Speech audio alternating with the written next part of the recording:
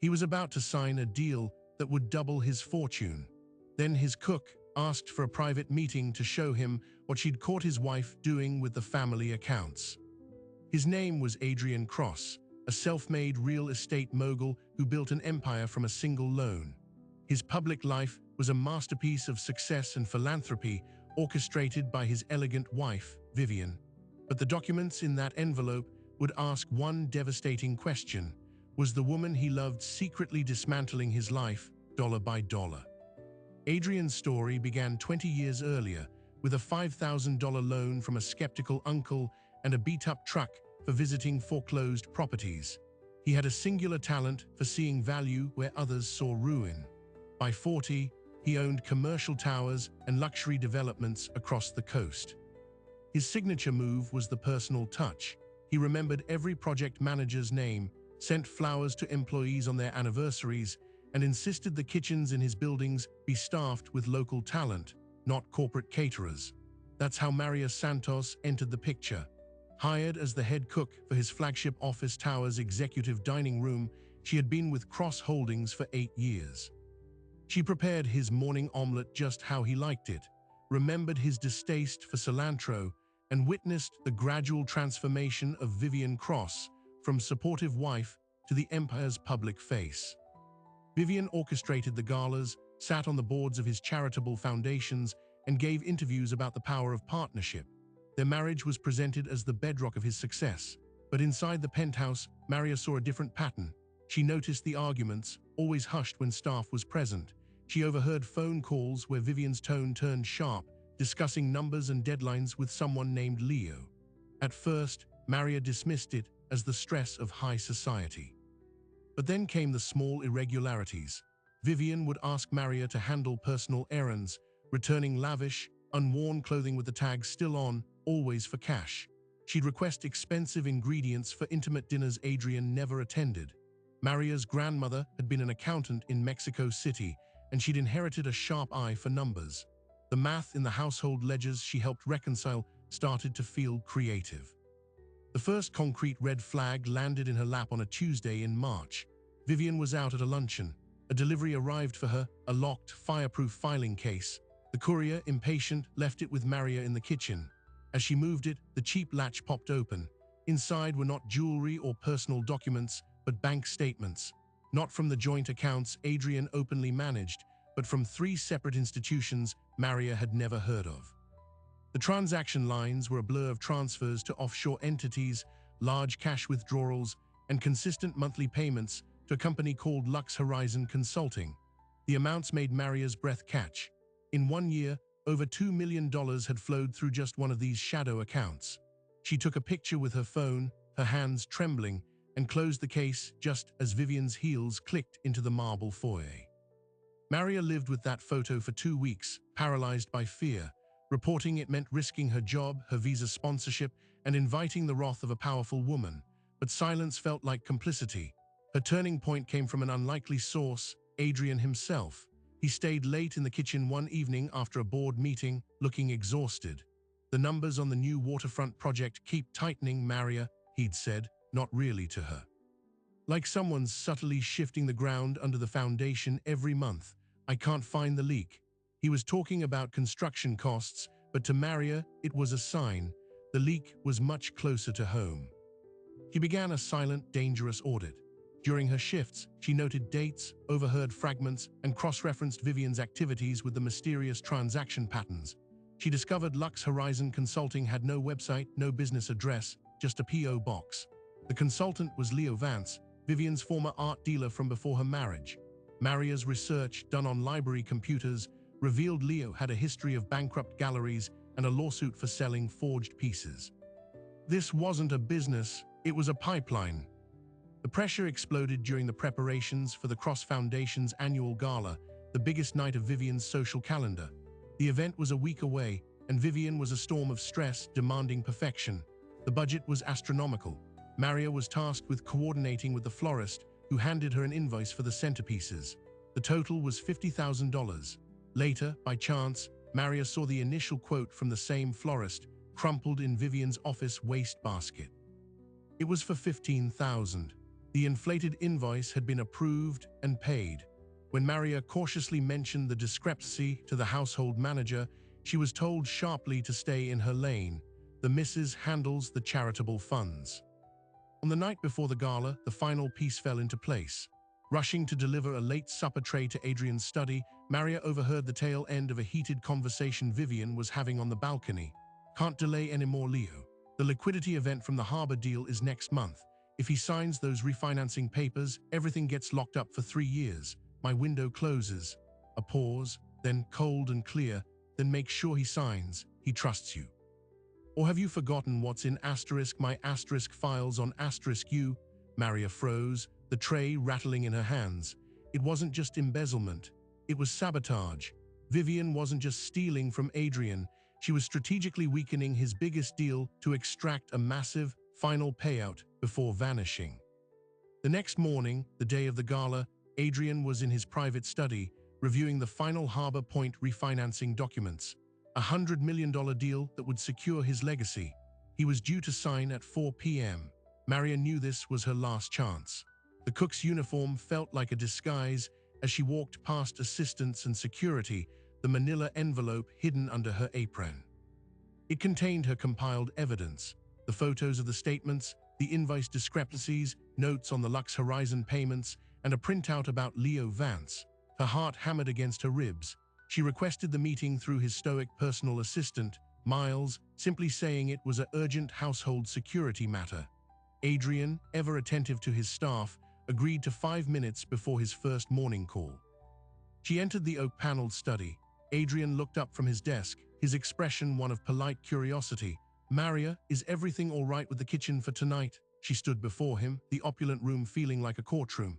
"Mr. Cross," she began, her voice surprisingly steady, "what I have to show you has nothing to do with the gala. It's about the Harbor Point deal and your wife." She placed the envelope on his desk. "I believe she is not just spending your money, sir. I believe she's working with someone to ensure you lose everything by signing those papers today." Adrian's face went from confused to stone cold in an instant. He didn't reach for the envelope.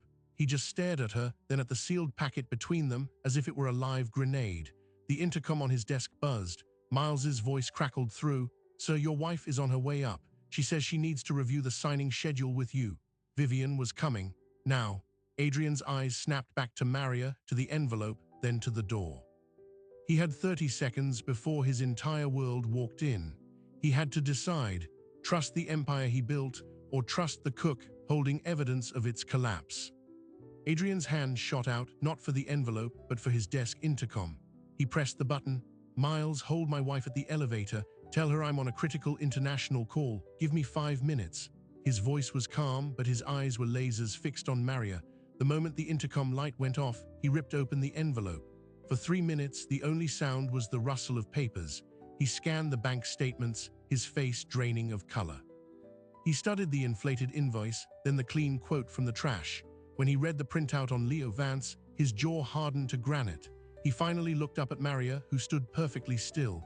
"You understand what you're saying," he stated, not asked. "You're accusing my wife of systematic fraud and corporate espionage." Maria met his gaze. "I'm showing you the numbers, sir. The story they tell is hers." Adrian stood, packing to the window overlooking the city he helped build.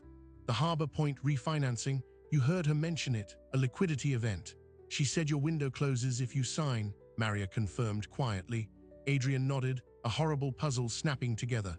The frustrating cost overruns on the project, the last-minute demands from a minor investor, an LLC he'd never heard of before, threatening to delay the signing.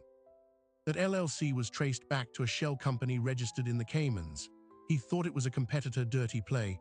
Now he saw the source. It was a pressure tactic from the inside, to rush him, to cloud his judgment. "She needs me to sign today," he murmured, "because the new terms have a hidden poison pill, a clause that would release a massive, untraceable transfer from the project's reserve fund to a vendor account named Lux Horizon." He turned back to Maria. "You will say nothing to anyone. Go downstairs, oversee the gala preparations as if nothing is wrong. You are to avoid my wife entirely. If she asks about this meeting, you told me about a plumbing leak in the staff kitchen." "Understood," Maria nodded, relief and terror mixing in her gut. As she slipped out the back service entrance, Adrian picked up his secure line. He didn't call his lawyers. He called a man named Simon Riggs, a former forensic accountant for the Justice Department who now ran a discreet private firm. "Simon, it's Adrian. I have a tumor. I need you to cut it out, and I need you to start an hour ago." He fed him the details from Maria's documents, the bank names, the account numbers, Lux Horizon. Priority 1, the Harbor Point closing documents at 4 p.m. "I want every line, every clause, every referenced vendor vetted against a global database of shell companies. Flag anything connected to these entities." Simon asked how deep he wanted to go. Adrian's reply was ice, all the way to the bedrock. The next hours were a masterclass in suppressed panic. Adrian attended a pre-gala lunch with investors, smiling, shaking hands, while his mind raced through a labyrinth of betrayal. Vivian, radiant in a designer dress, floated to his side, slipping her arm through his. "Darling, you look tense. Everything set for the signing." Her voice was smooth as silk. He looked at her, really looked, searching for the woman he'd married 15 years ago. He saw only a flawless performance. "Everything's on track," he said, his own voice a perfect mirror of calm. "Just the final read-through." She squeezed his arm, her smile not reaching her eyes. "Wonderful, don't stay buried in paperwork. Tonight is our night, our night." The words felt like a threat. At 2:45 p.m., Simon Riggs called. His voice was taut. "Adrian, you need to cancel the signing. Do not initial those papers." The vetting had uncovered it. Buried in a dense annex about ancillary service providers was a clause assigning digital security and asset verification for the project to a firm called Aegis Data Solutions. Aegis was a legitimate company, but the clause specified a subcontractor for physical asset auditing, Lux Horizon Consulting. The fee structure was a masterpiece of fraud, a $2.5 million retainer payable upon signing, non-refundable, for services defined so vaguely they were meaningless. "It's a direct siphon," Simon said. "The money leaves your controlled project fund, goes to Aegis, who is contractually bound to subcontract it to Lux Horizon within 24 hours. After that, it vanishes. And because you authorized the main agreement, you've approved the entire chain." Adrian felt a cold fury settle in his bones. "Is there more?" Simon hesitated. "We are still tracing, but the initial patterns, Adrian, this isn't new. We see similar payment structures linked to your charitable foundation's operational accounts over the past 4 years. Smaller amounts, but the same methodology. It looks like a practice run." He had been funding his own dismantling for years. The galas, the charity auctions, the public admiration. It was all a laundering scheme for his wife's exit strategy. Adrian cancelled the 4 p.m. signing, citing a newly discovered regulatory discrepancy that needed review. His team was confused but obeyed. Vivian's reaction was the final proof. She stormed into his study at 4:30, her composure shattered. "What is this? How could you delay? The investors are furious. This makes us look incompetent." Her anger was too hot, too personal for a business deal she publicly claimed to have no part in. Adrian watched her, a stranger in his wife's skin. "A minor hiccup, Vivian, a clause that needs tightening. It'll be rescheduled next week." "Next week is too late," she blurted, then caught herself. Her eyes narrowed. "Why are you looking at me like that?" "Like what?" he asked, his voice dangerously soft. "Like you're seeing a problem to be solved." Adrian leaned back in his chair. "I solve problems. It's what I do. Why is next week too late, Vivian? What happens next week?" She straightened, rebuilding her mask. "Nothing. I just think momentum is critical, don't you?" She left without another word, the scent of her perfume hanging in the air like a warning. The gala that night was a surreal pantomime. Adrian moved through the crowds, toasting his wife's brilliance, while Simon's team worked in a locked conference room upstairs, pulling every financial thread connected to Vivian Cross. Maria worked in the kitchen, her every sense heightened, watching the staff buzz with gossip about the delayed deal. At 10 p.m., Simon sent a summary to Adrian's encrypted phone. The preliminary picture was devastating. Over 7 years, approximately $11 million had been funneled from various cross-holdings entities and foundations into the network of accounts linked to Vivian and Leo Vance. But the kicker, the piece that changed everything, was at the bottom of the report. One of the offshore entities that received funds was partially owned by a man named Robert Hale. Robert Hale was the majority shareholder of Titan Properties. Adrian's most aggressive competitor, the one who had been trying to poach the Harbor Point project for 2 years. This wasn't just embezzlement, it was a coordinated, long-term industrial sabotage. Vivian wasn't just stealing from her husband, she was a mole funneling capital and intelligence to his rival. The marriage was a joint venture with a secret partner. The revelation hit Adrian with physical force. He excused himself from the ballroom, walking onto a deserted terrace. The city lights blurred, every memory recalibrated. Her encouragement to pursue certain deals, her subtle discouragement on others, her insistence on handling certain charitable partnerships, it was all data collection, all asset stripping. He called Simon. "I want everything on the connection between Vivian and Titan Properties. I want to know if Robert Hale has ever met my wife." Simon's next words turned the cold fury into a blazing inferno. "We already checked, they've met multiple times, at charity events, art openings, but there's a deeper link. Leo Vance, the art dealer, he represented Vivian before your marriage. His biggest client back then, the one who kept his gallery afloat, was Robert Hale's father. This didn't start 7 years ago, Adrian. It likely started before you even said, 'I do.' She was never yours, she was always their plant." Adrian ended the call. He stared at the party inside, at his wife laughing, a crystal glass in her hand, the picture of triumph. The entire foundation of his adult life was an engineered lie. He wasn't a self-made man who found a perfect partner. He was a mark who had built his fortune inside a trap, and the trap was about to spring. He knew what he had to do next, but it was a path of nuclear fallout. He had to move before Vivian realized her scheme was exposed. He had to secure his company, his assets, and find a way to prove it all. And he had to do it while the woman who betrayed him slept in the next room. As he walked back inside, he caught Maria's eye across the crowded floor. She gave a slight, almost imperceptible nod. In that moment, the billionaire and the cook were the only two people in the room who knew the house was on fire. The real question was, who would get burned when they tried to put it out? Adrian didn't sleep. While Vivian dreamed of her impending payoff, he was in his study, a fortress of quiet rage, drawing a battle map of his own marriage. His first move was defensive. At 4 a.m., he remotely executed a series of pre-programmed protocols, freezing all joint operating accounts and placing a hard lock on any fund transfers over $50,000 from any cross-holdings entity.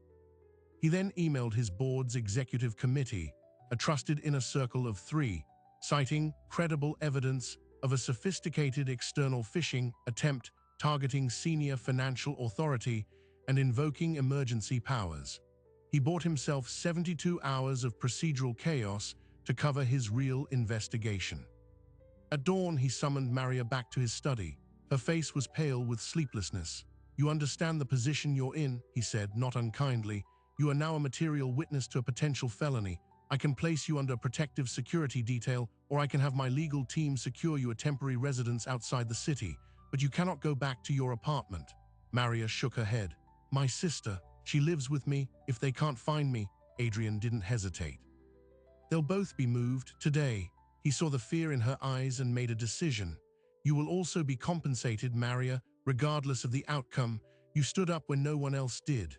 It wasn't charity, it was a strategic investment in loyalty, a currency he now realized was more valuable than cash.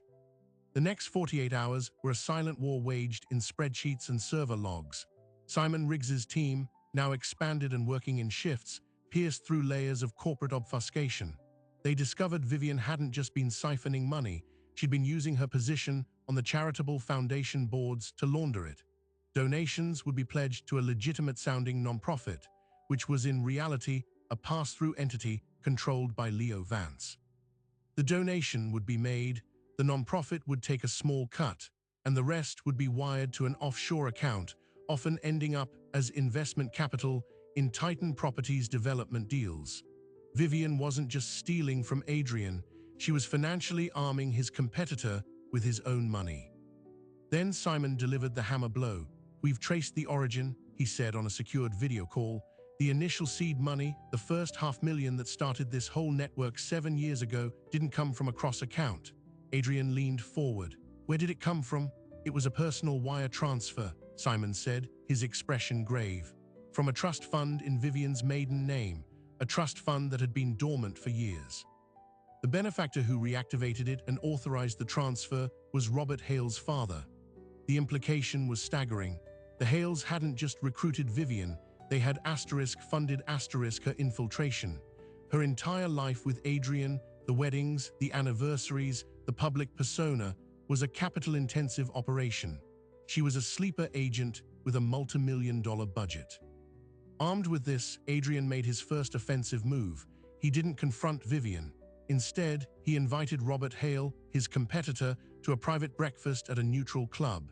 Hale, a man of sleek arrogance, arrived expecting to gloat over the delayed Harbor Point deal. Adrian disabused him of that notion immediately. He slid a single sheet of paper across the linen tablecloth. It listed the account numbers, dates, and amounts of 3 key transfers from Vivian's network into Titan's coffers. "You have until noon tomorrow," Adrian said, his voice conversational, "to publicly withdraw your bid for Harbor Point and sign a non-disparagement agreement. If you do, this paper disappears. If you don't, the next delivery goes to the Securities and Exchange Commission and the Financial Crimes Unit, with a complete forensic audit attached. I wonder how your other investors will like the smell of laundered money." Hale's face went from smug to ashen. He sputtered denials, but his eyes betrayed panic. He thought he was dealing with a cuckolded husband. He was dealing with a counterintelligence operative who now held his ledger. Hale left without touching his coffee. By 3 p.m. that afternoon, Titan Properties issued a terse press release citing shifting strategic priorities as they withdrew from the Harbor Point bidding. Adrian had severed Vivian from her external partner. Now she was isolated inside the fortress. Vivian felt the tremors immediately. The frozen accounts, Hale's sudden retreat. She knew the game was up, but she didn't know how much Adrian knew. Her response was not retreat, but a vicious escalation. She accessed a fail-safe protocol, a piece of digital sabotage planted deep within the company's archival servers years earlier. At 8 p.m., a trove of doctored internal emails, falsified expense reports, and manipulated contract drafts, all made to look like Adrian was engaged in bribery and tax evasion, were anonymously leaked to a financial crimes blogger known for sensationalism. The story exploded online by 10. The headline, "WHIZ Kid Billionaire ADIAN Cross Accused of Systemic Corporate Fraud." It was a brilliant, brutal counterstroke. It turned Adrian's greatest strength, his reputation, into his biggest vulnerability. The board, panicked, demanded an emergency meeting. Reporters swarmed the building. Adrian's world, which had been crumbling privately, was now collapsing in full public view. Vivian's play was clear: to so thoroughly tarnish Adrian that any evidence he produced against her would look like a desperate, retaliatory smear campaign from a crooked man facing prison. In the maelstrom, Adrian found a moment of chilling clarity. This was no longer about saving his fortune. It was about surviving. He called Simon. "Forget the money trail for now. I need the human trail. I need proof of the relationship between Vivian and Hale that predates me. Photographs, witnesses, travel records, anything that proves this was a long-term conspiracy, not a marital spat." Simon redirected his team. The digital forensics became a manhunt. It was Maria, paradoxically, who provided the next critical clue. Housed in a secure corporate apartment, she was scouring old digital photos she'd taken at company events, looking for any shots of Vivian and Hale together. She found one from a charity golf tournament 5 years earlier. In the background, Vivian was not with Hale, but deep in conversation with Leo Vance. And standing just behind Leo, holding his clubs, was a man Maria recognized, the former driver for the Cross household, a man named Carl who had been fired 2 years ago for attitude problems. Maria remembered Carl had been unusually close to Vivian, running personal errands at all hours. She sent the photo to Adrian with a note: "Find the driver, he saw things." Adrian's security team located Carl in 2 hours, working at a car dealership in another state. Faced with the photo and the implied threat of being implicated in a major fraud, Carl cracked. He confirmed he'd been Vivian's personal courier and confidant. He'd driven her to art consultations with Leo Vance that were meetings with Robert Hale. He'd shipped sealed boxes to offshore addresses. And then, for a substantial cash payment, he offered the crown jewel, a storage unit key. "She told me to get rid of a box last year," Carl said. I kept it. Insurance." The storage unit, paid for in cash under a fake name, contained Vivian's pre-digital history, burner phones, old notebooks, and a stack of printed emails from over a decade ago. The emails were between a young Vivian Thorne and Robert Hale, then a junior executive at his father's company. They were not love letters. They were business proposals.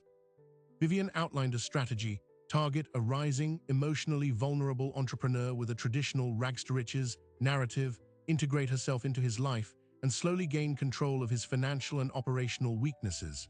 Her compensation was a percentage of the assets diverted, plus a senior position at Titan Properties once the acquisition was complete. Adrian wasn't a husband. He was a hostile takeover target.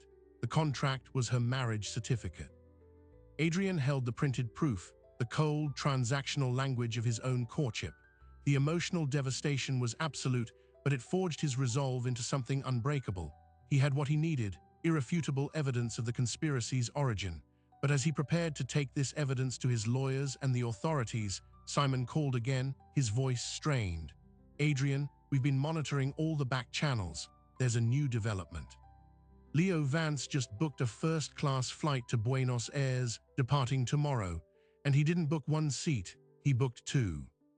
Vivian was running. She was cutting her losses, grabbing whatever liquid assets she had left, and fleeing the country with her handler. And if she succeeded, Adrian would be left holding the bag, a public company in scandal, his personal reputation in tatters, and his traitorous wife vanished into thin air, forever beyond justice. He had one night to stop her. The chessboard was shattered. The time for strategy was over. Now it was a race against the clock, and the prize was not money, but something far more primal: closure. Adrian didn't call the police. Calling the authorities meant warrants, paperwork, and time, a luxury he didn't have. He called his head of security, a man named Jonah, and gave one instruction: the penthouse, now she doesn't leave. Then he grabbed the storage unit evidence and ran for his private garage. He drove himself, cutting through the midnight city with a focused fury. He arrived at the penthouse to find Jonah and two other men stationed discreetly in the lobby and service entrance. "She's upstairs," Jonah confirmed, packing two large suitcases. "She tried to leave 20 minutes ago. We cited a building-wide security sensor fault. She's furious, but contained." Adrian took the private elevator up, the evidence folder under his arm like a weapon. He entered the home that was now a crime scene. Vivian stood in the master bedroom, meticulously folding a cashmere sweater into a Louis Vuitton trunk. She didn't startle when he appeared in the doorway. She simply finished her task and closed the lid. "The security fault is inventive," she said, her voice cool, "but I have a flight. So whatever this is, Adrian, make it quick." "You're not getting on that flight, Vivian." He walked into the room and tossed the folder onto the bed. It spilled open, the old emails and photos fanning out. "Buenos Aires is lovely this time of year, but your travel partner Leo will be taking that trip alone, into custody." For the first time, a crack appeared in her porcelain calm. Her eyes flicked to the papers, recognizing the old printouts. "What is this? More forgeries from your cook?" "These are from a storage unit paid for in cash," Adrian said, his voice dangerously quiet. "Kept by your driver, Carl. He was your insurance, now he's mine." He picked up the top email, the one outlining the strategy to target him. He read a line aloud. "The subject's emotional profile suggests a deep-seated need for traditional family validation, making a wife and partner narrative the optimal entry vector. You wrote this about me before you ever shook my hand." Vivian's mask didn't just crack, it dissolved. The socialite vanished, replaced by a cold, calculating operative. "The performance was over. So you finally figured it out," she said, no pretense left. "Took you long enough. Most marks sense the con within 5 years." "I wasn't a mark," Adrian said, the words tasting like ash. "I was your husband." "You were an asset class," she corrected, her tone clinical. "A poorly diversified, emotionally volatile one. My assignment was to optimize you for harvest, and I did, brilliantly." He absorbed the blow, letting the pure, undiluted truth of her words sink in. There was no love, no hidden regret, it was all business. And Robert Hale, was he part of the assignment too? A faint, cruel smile touched her lips. "Robert was management. I reported to him, I still do, or I did, until you scared him off with your little piece of paper. He was always weak." She looked at the packed suitcases. This was always the exit strategy. The liquidity event was just the final bonus. Adrian nodded, as if accepting a deal term. "Here are the new terms. You pick up the phone, you call the Financial Crimes Unit tip line, you tell them you wish to confess to a multi-year conspiracy to commit fraud, money laundering, and corporate espionage. You name Leo Vance and Robert Hale as your co-conspirators. You provide the passwords to every offshore account. Vivian laughed, a short, sharp sound. And why would I do that? Because, Adrian said, stepping closer, if you don't, I will release a different narrative. One where you were the mastermind and the fragile, manipulated wife. One where you developed genuine feelings for your Mark and sabotaged the Hale operation out of love, before having a psychotic break and fabricating this entire spy story. I will bury you under so much psychiatric doubt and tabloid sympathy that no jury will ever believe a word you say. You'll spend the next decade in a legal purgatory, broke and branded a delusional liar, while Hale and Vance walk free and blame everything on the unstable woman. He paused, letting the horror of that future sink in. Or you can be the star witness. You can have a defined sentence in a white-collar facility, and you can take the men who viewed you as disposable asset down with you. He was offering her a path, but it was a path of thorns. It was justice, but on his terms. He was giving her the choice she'd never given him, a measure of control over her own destruction. Vivian stared at him, her mind racing, evaluating the options as she would a portfolio. She saw the checkmate, the defiance in her eyes gutted out, replaced by a stark, pragmatic defeat. I want immunity for the initial conspiracy. Premarital, it was their idea. You'll have to negotiate that with the prosecutors, Adrian said, but I'll recommend they listen. Pick up the phone, Vivian. She did. The call was made. Within an hour, the penthouse was swarming with federal agents. Adrian handed over the entirety of Simon Riggs's forensic report and the storage unit evidence. As they led Vivian away in handcuffs, she looked back at him once, not with hatred, but with a strange, professional respect. You played the endgame better, she conceded. Then she was gone. The fallout was seismic, but controlled. Adrian held a press conference the next morning, flanked by his lawyers and a representative from the U.S. Attorney's Office. He was brief, somber, and devastatingly frank. He revealed he had been the victim of a long-term commercial espionage plot orchestrated by a competitor and executed by a person he had trusted implicitly. He presented the broad strokes, praised the swift action of the authorities, and announced he was fully cooperating. He took no questions. The narrative flipped overnight. The billionaire fraudster became the epic victim of corporate treachery. The stock of Cross Holdings, after an initial plunge, stabilized and then began to climb on a wave of investor sympathy and admiration for his handling of the crisis. Leo Vance was arrested at the airport, a boarding pass for Buenos Aires in his pocket. Robert Hale, facing the avalanche of evidence from Vivian's testimony and the forensic trail, cut a deal, pleading guilty to conspiracy and agreeing to pay restitution exceeding $20 million. Titan Properties was gutted by scandal and fines. For Adrian, the victory was hollow. He sold the penthouse. He dissolved the charitable foundations Vivian had corrupted and rebuilt them under new oversight. He threw himself into the Harbor Point project, which now proceeded without sabotage, but the passion for building felt different. The joy had been extracted, along with $11 million and 15 years of his life. He kept his promise to Maria Santos. He didn't just give her a bonus. He offered her a choice, a substantial financial settlement to start a new life anywhere or a new position within his company. To his surprise, she chose the position. I like fixing things, she told him, and I know where the leaks are. He made her the Director of Operational Integrity, a new role auditing vendor contracts and financial controls across all his holdings. She moved her sister into a safe, comfortable apartment. The cook who spotted the fraud became the guardian, ensuring it could never happen again. The months passed, the legal proceedings continued, a slow grind toward justice. Adrian found himself working late, not out of obsession, but out of a lack of anywhere else to go. One such evening, Maria knocked on his office door. She held a single sheet of paper. We finished the full forensic accounting, she said. The final tally, every dollar traced. Adrian braced himself. How much did she actually take? 11.4 million, just as we thought, Maria said. But that's not why I'm here. She placed the paper on his desk. When we were tracing the outflows, we found an anomaly. A series of small, regular outgoing transfers from your joint personal account that didn't match any of Vivian's patterns. They were automated, $50 every month for 15 years. Adrian frowned. To where? To a retirement home in Arizona, Maria said softly. The Cedar Ridge Assisted Living Facility. A cold shock ran through Adrian. My mother is in a home in Florida. I pay for it. I know, Maria said. This was different. The beneficiary was listed as Elena Shaw. The name meant nothing to him. He shook his head. I don't know who that is. I took the liberty of calling, Maria continued, her expression unreadable. Elena Shaw is 89 years old. She was a housekeeper. She worked for a family in New Jersey for 30 years. The family name was Thorne. Vivian's maiden name. Adrian went very still. What are you saying?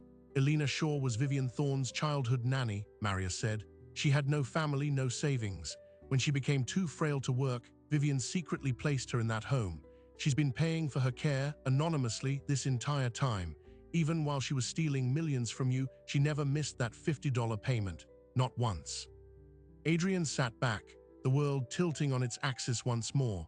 In the mountain of evidence proving Vivian was a monster, this was a single, stubborn data point of humanity. A secret loyalty, a hidden debt paid. It didn't forgive anything. It didn't change the calculus of betrayal, but it introduced a terrible, complicating shade of gray into the black and white portrait of a villain. The woman who could coldly architect his ruin for 15 years had also quietly ensured the comfort of an old woman who had shown her kindness. Why? He never got an answer.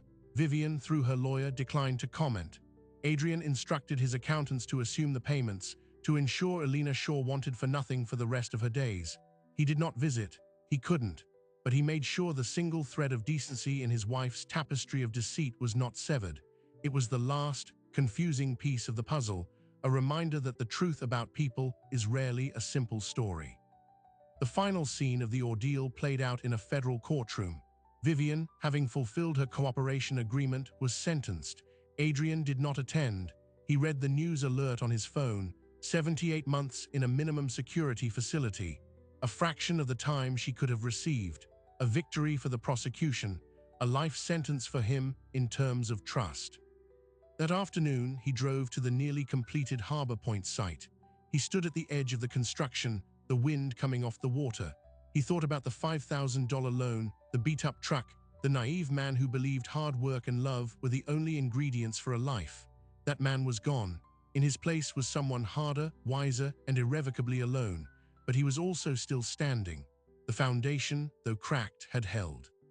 He pulled out his phone and sent a text, not to a lawyer or an investor, to Maria Santos. The leak in the staff kitchen, the one you used as a cover story, has it been fixed? A moment later the reply came, yes boss, pipe was replaced, no more drips. Adrian put the phone away. He looked at the soaring steel skeleton of his new building against the sky. It was clean, it was honest, it was built on solid ground. For the first time in a very long time, he took a full, deep breath. The war was over. The rebuilding could begin. So what is the real story of Adrian Cross? Is it the rags-to-riches tale he believed, or the corporate spy thriller he actually lived? The answer, like the $50 payments to an old nanny, is complicated. We often see the world in simple categories, hero and villain, betrayal and loyalty, but reality paints in shades of gray. The greatest betrayal came from the person closest to him, dressed in the costume of love. And the most crucial loyalty came from someone in the background, paid to cook his meals, who chose to speak truth to power.